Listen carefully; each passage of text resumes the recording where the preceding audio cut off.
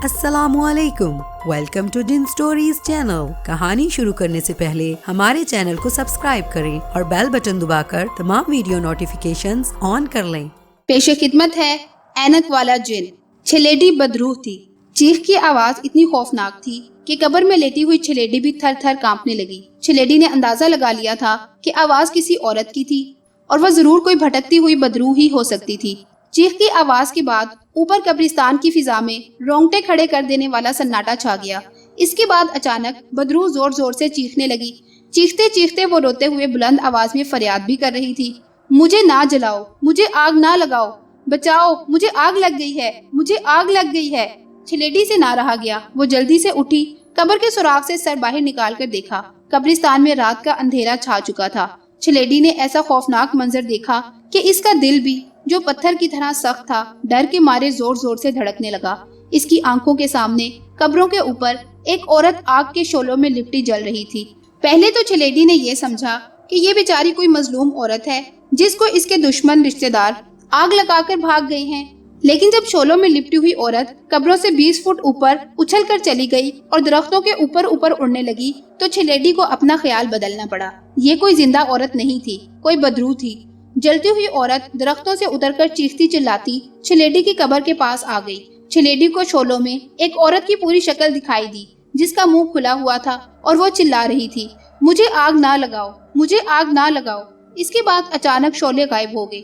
اب وہاں قبروں سے 10 فٹ بلند ہوا میں ایک جلی ہوئی عورت کھڑی تھی جس کے جسم کی ساری کھال جل گئی تھی۔ جسم کی سفید ہڈیاں نظر آ رہی تھی، آنکھوں میں کالے سیاہ سوراخ پڑ گئے تھے، کھلے ہوئے منہ سے دھواں نکل رہا تھا۔ جلی ہوئی عورت کے حلق سے گڑگڑاہٹ کے ساتھ آواز نکلی، میں بدلہ لوں گی، میں اپنی موت کا انتقام لوں گی۔ آواز گڑگڑاہٹ کے ساتھ بند ہو گئی اور پھر عورت کا جسم بھی غائب ہو گیا۔ قبرستان میں گہری خاموشی چھا گئی، جیسے کچھ ہوا ہی نہ ہو۔ چھلیڈی نے قبر سے پیچھے ہٹ کر سوراخ کو پتھر سے بند کر دیا اور لیٹ کر سوچنے لگی، یہ بھٹکتی ہوئی بدروح کہاں سے آ گئی؟ یہ کون بدنصیب عورت ہے جس کو ظالم لوگوں نے زندہ جلا ڈالا تھا؟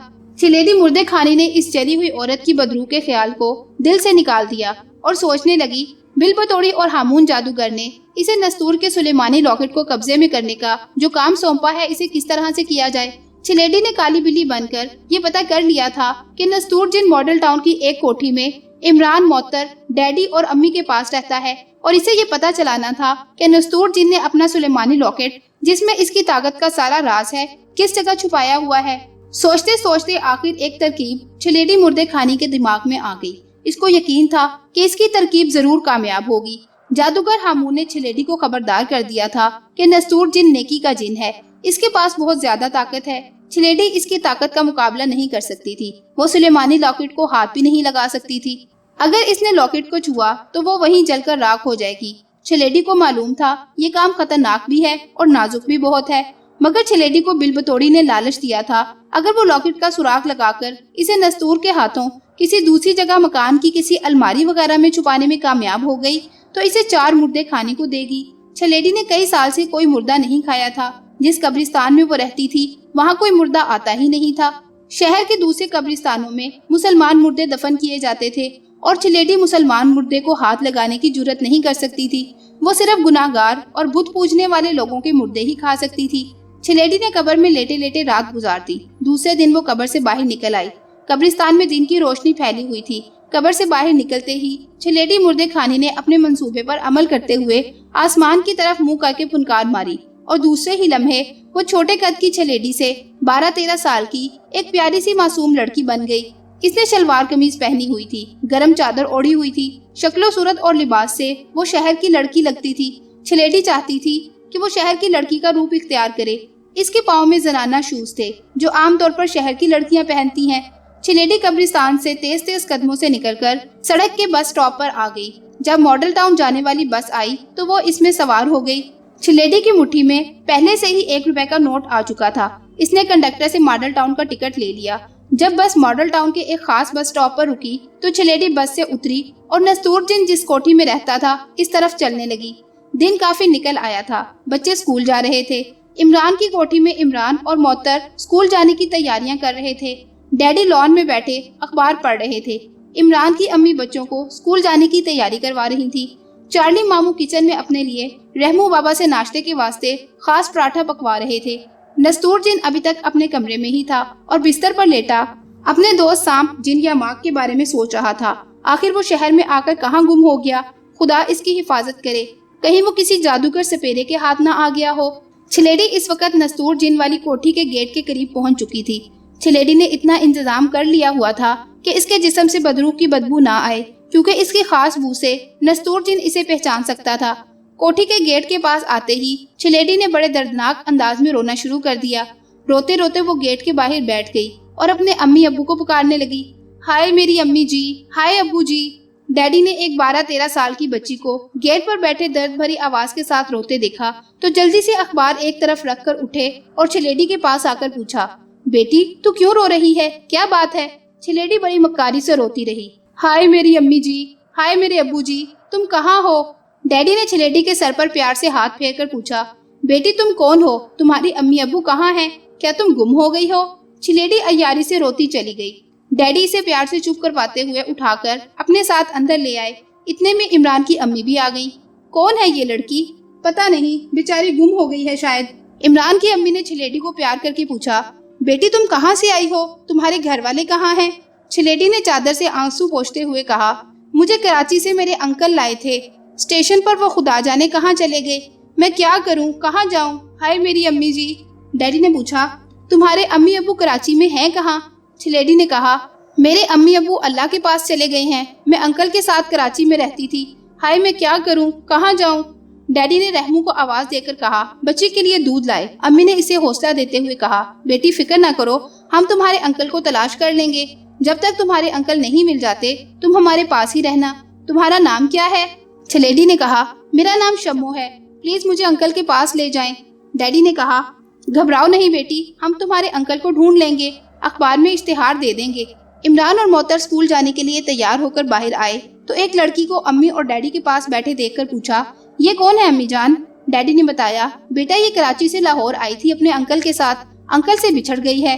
عمران نے کہا، ڈیڈی اس کو انکل کے پاس پہنچا دینا پلیز۔ ڈیڈی نے کہا، ہاں بیٹا، ہم اسے اس کے انکل کے پاس ضرور پہنچا دیں گے، تم اسکول جاؤ۔ معطر اور عمران اسکول روانہ ہو گئے۔ رحمو بابا چھلیڈی کے لیے دودھ لے آیا۔ ڈیڈی اور امی نے بڑے پیار سے چھلیڈی کو دودھ پلایا، اسے ایک بار پھر حوصلہ دیا کہ وہ بالکل نہ گھبرائے۔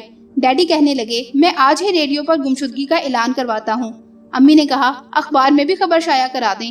ہاں بالکل۔ امی کہنے لگی، میرا خیال ہے ہمیں تھانے میں اطلاع کر دینی چاہیے۔ ڈیڈی بولے، ٹھیک ہے میں تھانے میں بھی اطلاع کیے دیتا ہوں۔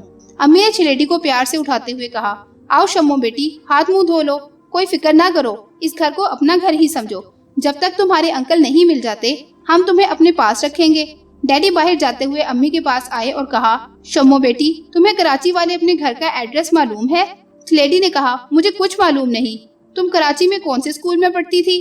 چھلیڈی بولی، میں اسکول نہیں جاتی تھی، ماسٹر صاحب گھر پر پڑھانے آتے تھے۔ کوئی بات نہیں، سب ٹھیک ہو جائے گا۔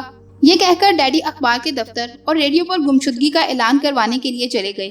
عمران کی امی نے چھلیڈی کا منہ ہاتھ دھلا کر اسے اپنے پاس بٹھا کر ناشتہ کرایا اور پھر بستر پر لٹاتے ہوئے کہا، شمو بیٹی اب تم آرام کرو، عمران کے ڈیڈی ریڈیو پر اعلان کروانے گئے ہیں، شام تک تمہارے انکل کا ضرور پتہ چل جائے گا۔ تمہارے انکل کا کیا نام ہے بیٹی؟ چھلیڈی نے یوں ہی ایک نام بتا دیا اور یوں آنکھیں بند کر لی جیسے سو گئی ہو۔ عمران کی امی نے کمبل چھلیڈی کے اوپر کیا اور دبے پاؤں کمرے سے نکل گئی۔ نستور اپنے کمرے سے نکل کر ڈرائنگ روم میں آیا تو اس وقت چھلیڈی صوفے پر چپ چاپ بیٹھی تھی۔ ڈیڈی اور امی بھی موجود تھے۔ رحمو بابا میز پر سے برتن اٹھا رہا تھا، دوپہر ہو چکی تھی۔ نستور نے چھلیڈی کو دیکھا تو بولا، ارے بھائی صاحب یہ پیاری سی بچی کون ہے؟ چھلیڈی نے غور سے نستور جن کو دیکھا، اس نے بلی بن کر بھی نستور کو دیکھا تھا، اب انسان کے روپ میں اسے دیکھ رہی تھی۔ وہ فوراً پہچان گئی کہ یہی نستور جن ہے۔ جب ڈیڈی نے اسے نستور کہہ کر بلایا تو چھلیڈی کو پکا یقین ہو گیا کہ یہ نستور جن ہی ہے۔ اب اسے یہ معلوم کرنا تھا کہ نستور جن نے اپنا سلیمانی لاکٹ کہاں چھپایا ہوا ہے۔ ڈیڈی نے کہا، نستور بھائی اس کا نام شمو ہے، اس کا انکل اسے کراچی سے لاہور لے کر آیا تھا، اسٹیشن پر یہ بھیڑ میں کھو گئی، بیچاری گیٹ پر کھڑی رو رہی تھی، ہم اسے اپنے پاس لے آئے ہیں۔ امی نے کہا، عمران کے ڈیڈی نے ریڈیو پر اعلان کروایا ہے، تھانے میں بھی اطلاع کر دی ہے، اخبار میں بھی خبر چھپ جائے گی، بیچاری بڑی معصوم بچی ہے، جب تک اس کے انکل نہیں مل جاتے یہ ہمارے پاس ہی رہے گی۔ نستور چھلیڈی کے پاس صوفے پر بیٹھ گیا اور اس کے سر پر ہاتھ پھیر کر بولا، گھبراؤ نہیں شمو بیٹی، تمہارے انکل ضرور مل جائیں گے، पुलिस पता ना कर सकी तो मैं तुम्हारे अंकल को ढूंढ लाऊंगा। छलेडी ने अपने जिस्म की मुर्दार बू को खत्म कर दिया था, जिसकी वजह से नस्तूर जिन को जरा भी शक ना हुआ कि ये लड़की असल में बदरू है। छलेडी को नस्तूर जिन के जिस्म से हल्की हल्की एक खास किस्म की खुशबू महसूस हो रही थी। ये खुशबू बड़ी खुशगवार थी और मुसलमान जिन्नों के जिस्म से आया करती थी। छलेडी ने नस्तूर का हाथ थाम कर कहा, प्लीज मेरे अंकल को जरूर तलाश कर दें। नस्तूर ने बड़े प्यार से छलेडी के सर को चूमा और कहा, इंशाल्लाह तुम्हारा अंकल जरूर मिल जाएगा बेटी। छलेडी का प्रोग्राम भी यही था कि वो इस घर में रहकर नस्तूर जिन के साथ बाप बेटी वाला प्यार बढ़ाएगी, इसका एतमाद हासिल करेगी और फिर इससे सुलेमानी लॉकेट का राज मालूम करेगी। छलेडी ने इस तरह अपना सर नस्तूर जिन के साथ लगा दिया जिस तरह एक बेटी बाप के साथ अपना सर लगाया करती है। नस्तूर जिन के दिल में भी छलेडी के लिए बाप का प्यार बेदार हो गया। नेक लोग बड़े मासूम और भोले होते हैं, इन्हें दुनिया की चालाकियों का कुछ पता नहीं होता और नस्तूर जिन तो बड़ा ही भोला भाला था। छलेडी ने अपने जिस्म की मुर्दार बू भी गायब कर रखी थी। नस्तूर कैसे समझता कि ये लड़की असल में बदरू है। इस रात को वहाँ एक ऐसा वाकया हो गया जिसने छलेडी का काम आसान कर दिया। इस रात घर में सबको पता चल गया कि नस्तूर असल में कोकाफ का जिन है, इंसान नहीं है। रात को ऐसा हुआ कि जब आधी रात गुजर गई तो 4 डाकू कोठी की दीवार फांदकर अंदर दाखिल हो गए। मोहतर और इमरान अपने कमरे में सो रहे थे, डैडी और अम्मी अपने कमरे में सो रहे थे, रहमू बाबा किचन में सो रहा था। शम्मो यानी छलेडी भी इमरान और मोहतर के कमरे में ही कालीन पर कंबल ओढ़े लेटी हुई थी। वो जाग रही थी। इतने में बाहर किसी के कदमों की आवाज सुनाई दी। नस्तूर ऊपर अपने छोटे से कमरे में पलंग पर लेटा जाग रहा था और अपने गुमशुदा दोस्त सांप जिन या माग के बारे में सोच रहा था। चारों डाकुओं के पास क्लैशनकोफे थी। एक डाकू ने क्लैशनकोफ का ब्रश मारकर ड्राइंग रूम के दरवाजे का ताला तोड़ दिया और चारों डाकू अंदर घुस आए। अंदर आते ही दहशत फैलाने के लिए डाकुओं ने एक और फायर किया। डैडी और अम्मी घबराकर ड्राइंग रूम में आ गए। मोहतर और इमरान की भी आंख खुल गई। नस्तूर भी जल्दी से सीढ़ियां उतरकर नीचे आ गया। डाकुओं ने क्लैशनकोफों का रुख डैडी और अम्मी की तरफ कर दिया। एक डाकू जो इनका सरदार लगता था चिल्लाकर कहा, जमीन पर बैठ जाओ, तिजोरी की चाबियां कहाँ हैं? अम्मी बेचारी का रंग जर्द हो रहा था। डैडी ने हिम्मत नहीं हारी और कहने लगे, हमारे घर में कोई तिजोरी नहीं है, इतने पैसे ही नहीं होते कि तिजोरी की जरूरत पड़े। डाकू ने डैडी के कंधे पर जोर से क्लैशनकोफ का बट मारा। डैडी एक तरफ गिर पड़े। इतने में नस्तूर जिन भी वहाँ आ गया। इसने डाकुओं से कहा, भाई साहब क्यों इन्हें परेशान कर रहे हैं? ये सच कहते हैं, इस घर में कोई तिजोरी नहीं है। अब इमरान, मोहतर और छलेडी भी अंदर आ गए। रहमू बाबा भी डरते डरते एक तरफ खड़ा हो गया और अल्लाह मियाँ से दुआएं मांगने लगा। वो समझ गया था कि कातिल डाकू घर में घुस आए हैं, कहीं खून खराबा ना हो जाए। एक डाकू ने झपट कर मोहतर को पकड़कर अपनी तरफ खींचा और इसके सर के साथ क्लैशनकोफ लगाकर बोला, अगर तिजोरी की चाबी नहीं दोगे तो इसको हलाक कर डालूंगा। अम्मी की चीख निकल गई। खुदा के लिए मेरी मोहतर बेटी को कुछ ना कहना। अलमारी में मेरी सोने की चूड़ियां और 1000 रुपए के नोट पड़े हैं, वो ले लो और इसे छोड़ दो। डैडी ने कहा, हम अमीर लोग नहीं हैं। डाकुओं के सरदार ने गाली देकर कहा, तुम झूठ बोलते हो। नस्तूर अभी तक अपने आप को बड़ी मुश्किल से संभाले हुए था। वो नहीं चाहता था कि किसी पर इसके जिन होने का राज खुले, मगर वहाँ सूरत हाल ऐसी पैदा हो गई थी कि नस्तूर के लिए अपना राज छुपाना मुश्किल नजर आ रहा था। फिर भी इसने बड़े तहम्मुल के साथ डाकुओं के सरदार से कहा, भाई साहब आप गाली तो ना दें, हम शरीफ लोग हैं और यहाँ खवातीन भी हैं। डाकुओं के सरदार को क्या पता था कि इनके सामने एक आम आदमी नहीं बल्कि एक जिन खड़ा है। इसने क्लैशनकोफ की नाली नस्तूर जिन की तरफ कर दी और गुस्सा खाकर पूछा, तुम इनके मामे लगते हो? नस्तूर जिन ने फिर भी बड़े सब्र के साथ कहा, भाई साहब चलो मुझे इन सब का मामू ही समझ लो। किसी के घर में घुसकर डाके मारना बहुत बड़ा गुनाह है, ये कानून के भी खिलाफ है। बराए मेहरबानी यहाँ से वापस चले जाएं। खुदा से अपने गुनाहों की माफी मांगे, आइंदा बुरे कामों से तौबा कर लें और मोहतर को छोड़ दें। सरदार ने एक कहकहा लगाया। दूसरा डाकू बोला, सरदार इसको मजा चखाओ, ये तो कोई मौलवी लगता है। डाकुओं के सरदार ने मोहतर को और ज्यादा दबोच लिया। मोहतर की चीख निकल गई। अम्मी ने हाथ जोड़कर कहा, खुदा के लिए मेरी बच्ची को छोड़ दो। नस्तूर को कुछ कुछ गुस्सा आने लगा। इसने अम्मी से कहा, भाभी ये तो घटिया लोग हैं, इनके आगे फरियाद ना करो, फरियाद करनी है तो खुदा से करें। चौथा डाकू जो क्लैशनकोफ लिए डैडी और इमरान के सर पर खड़ा था कहने लगा, सरदार मुंह क्या देख रहे हो, इनको खत्म करो और घर की तलाशी लो, यहाँ बड़ा माल मिलेगा। सरदार ने नस्तूर की तरफ घूर कर देखा और बड़े रौब से कहा, निकालो माल कहाँ है, नहीं तो अभी फायर करके तुम्हें उड़ा दूंगा। नस्तूर हंसकर बोला, लगता है तुम पर मेरी नसीहत का कोई असर नहीं हुआ। छलेडी भी इमरान के पास बैठी ये तमाशा दिलचस्पी से देख रही थी। वो जानती थी कि नस्तूर बहुत ताकतवर जिन है, वो अभी इन्हें ताकत दिखाएगा। डैडी ने कहा, नस्तूर भाई आप चुप रहें, ये लोग आपकी बात नहीं सुनेंगे। फिर डाकुओं से मुखातिब होकर कहा, یقین کریں جناب، ہمارے گھر میں روپیہ پیسہ بالکل نہیں ہے. بیگم کی سونے کی چوڑیاں اور 1000 روپے الماری میں پڑے ہیں، وہ لے لیں اور میری بچی کو چھوڑ دیں. سردار ڈاکو نے ڈیڈی کو بھی گالی نکال دی.